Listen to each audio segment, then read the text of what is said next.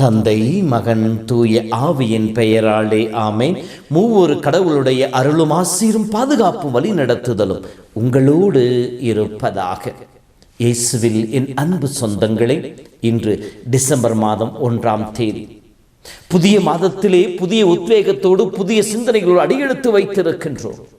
கடந்த நவம்பர் மாதம் முழுவதுமாக கடவுள் நம்மை கண்ணின் கருவிழி போல காத்து வழி நடத்தியதற்காக தன் உள்ளங்கையிலே சுமந்து மார்போடு அணைத்து நம் வாழ்வின் தேவையை சந்திக்க பலனையும் ஆற்றலையும் கொடுத்து நமக்கு எதிராக இருந்த ஆபத்துக்கள் விபத்துக்கள் நம்மை பாதுகாத்து தீயவின் சக்திகள் மாற்றான சூழ்ச்சிகள் அனைத்திலும் இருந்து நம்மை முழுமையாக பாதுகாத்து நிலைத்திருக்க செய்து கொண்டிருக்கின்ற ஆண்டவனுக்கு நாம் நன்றி செலுத்துவோம். திருப்பாடல் வரிகள் சொல்வதை போல, இறைவா, நான் பெற்றுக்கொண்ட நன்மைகளுக்கு என்ன கைமாறு செய்வேன்? மீட்பின் கிண்ணத்தை கையில் எடுத்து உமக்கு நன்றி வழி ஒப்புக் கொடுப்பேன் என்று சொல்லி இதோ இந்த மாதத்தின் முதல் நாளிலே கடவுளுக்கு நன்றி வழி ஒப்புக் கொடுத்து இறைவனை மகிமைப்படுத்துவோம்.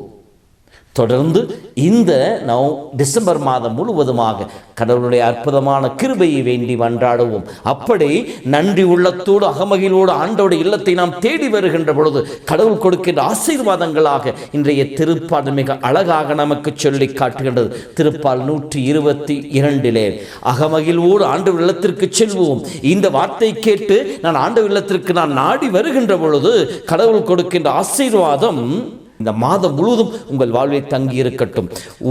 உன்னுடைய கோட்டைக்குள் அமைதி நிலவுவது அப்படின்றால் என் வீட்டிலே நான் தங்கியிருக்கிற இடத்திலே கடவுளுடைய தெய்வீக அமைதி நிலைத்திருப்பதாக, உன் மாளிகையில் நல்வாழ்வு இருப்பதாக. நல்வாழ்வு என்பது எல்லா நிறைவோடு எல்லா சூழ்நிலைகளிலும் மகிழ்ச்சியோடு இருக்கின்ற வாழ்வு. அந்த ஆசீர்வாதத்தையும் கடவுள் உங்களுக்கு இந்த மாதத்திலே கொடுப்பாராக. மூன்றாவதாக, உன்னுள் சமாதானம் இருப்பதாக. உன்னை சூழ்ந்திருக்கிற இடத்தில் மட்டுமல்ல, உன்னுள் அமைதி சமாதானம் தங்குவதாக. நான் என் சமாதானத்தை உங்களுக்கு கொடுக்கின்றேன். இந்த உலகம் தர முடியாத சமாதானத்தை உங்களுக்கு தருகின்றது இயேசு யோவான் 10 சொல்லி இருக்கின்றாரே, அந்த சமாதானத்தை யாரும் நம்மிடமிருந்து பிரித்து எடுத்து விட முடியாத இயேசுவின் சமாதானத்தை கடவுள் உங்கள் ஒவ்வொருவருக்கும் நமக்கு கொடுத்து ஆசீர்வதிப்பாராக. ஆகவே இத்தகைய அருள் வரங்களை இந்த மாதம் முழுவதும் கடவுள் உங்களுக்கு கொடுக்க உங்களை வாழ்த்துகிறேன், உங்களுக்காக ஜெபிக்கிறேன்.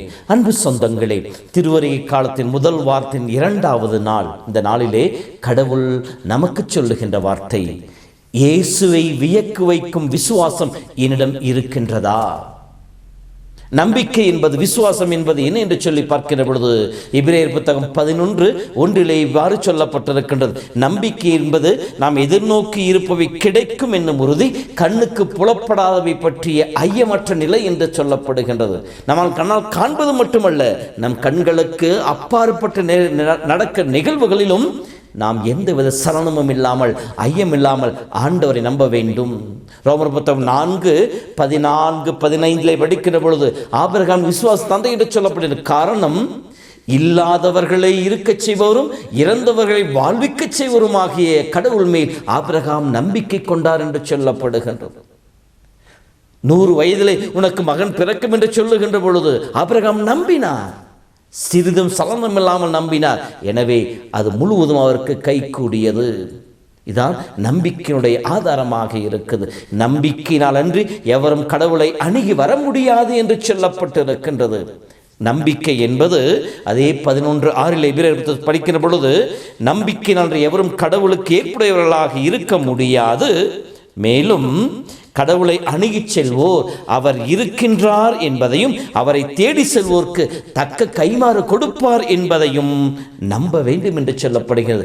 நான் தேடி வந்திருக்கிற தெய்வம் அனைத்தையும் செய்ய வல்லவர் என்கின்ற நம்பிக்கை இருக்க வேண்டும். அதைத்தான் இன்றைய நற்செய்தியிலே படிக்கின்றோம். இயேசுவை தேடி வந்த நூற்றுவ தலைவன், இந்த இயேசுவால் மட்டுமே என் மகனுக்கு சுகம் கொடுக்க முடியும் என்று சொல்லி நம்பி இயேசுவை அணுகி வந்தார். அணுகி வருகின்ற பொழுது இயேசு நான் வந்து அவனை தொட்டு சுகப்படுது என்று சொல்லுகின்ற பொழுது நூற்றுவர் தலைவன் சொல்லுகின்றார், ஒரு வார்த்தை சொல்லும் ஆண்டவரே போதும், இருக்கிற இடத்தில் ஒரு வார்த்தை சொல்லும் ஆண்டவரே போதும், என் இல்லத்தில் இருக்க என் மகன் சுகம் பெறுவான் என்று ஆண்டவரை மன்றாடுகின்ற பொழுது இயேசு வியந்து போனார்.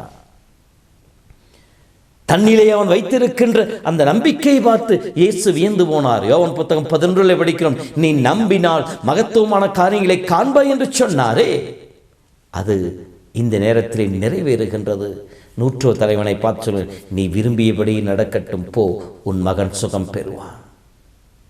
அதே வேளையிலே அவருடைய மகன் சுகம் பெற்றதான் நற்செய்தி கூறுகிறது. அன்பு சொந்தங்களே, நம்முடைய வாழ்வில் ஆண்டவரை முழுமையாக பற்றிக் கொள்வோம்.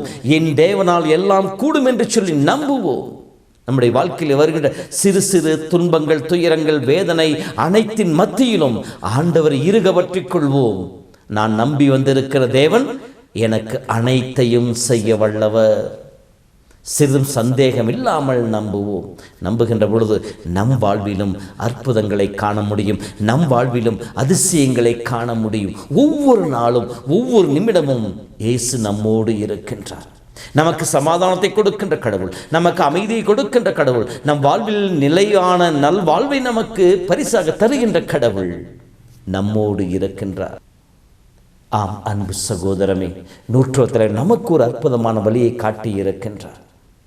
நான் தேடி வந்திருக்கின்ற கடவுள், நான் தேடி வந்திருக்கிற தெய்வம் என் வாழ்விலே நான் கேட்பதை கொடுப்பார் என்று சொல்லி திருப்பாடல் வரிகள் நாம் படிப்பதை போல, உன் வழிகளை ஆண்டவன் ஒப்படைத்து விடு, அவரையே நம்பியிரு, அவர் உன் மனம் விரும்புகின்ற காரியங்களை செய்து முடிவுள்ள வார்த்தையின் பிரகாரம் நாம் நம்பி இருக்கின்ற கடவுள் நம் விருப்பத்தை நிறைவேற்றுகின்ற கடவுள். நீ விரும்பியபடியே உனக்கு நடக்கட்டும் என்று சொல்வார். எப்பொழுது? நான் உறுதியாக இயேசுவை பற்றிக் கொள்கின்ற பொழுது, சிறிதும் சலனம் இல்லாமல், சந்தேகம் இல்லாமல், ஐயப்பாடு இல்லாமல் இயேசுவை பற்றிக் கொள்கின்ற பொழுது நம்முடைய விசுவாசத்தால் இயேசுவை வியக்கச் செய்வோம். இயேசுவின் அருள் பெற்ற மக்களாய் இந்த நாள் முழுவதும் நம் வாழ்வில் கடந்து போகின்ற எல்லா சூழ்நிலைகளிலும் என்னுடைய அன்பு கரத்தை அனுபவிப்போம். ஆண்டவர் உங்களோடு இருக்கின்றார். ஆண்டவர் உங்களோடு இருப்பாராக.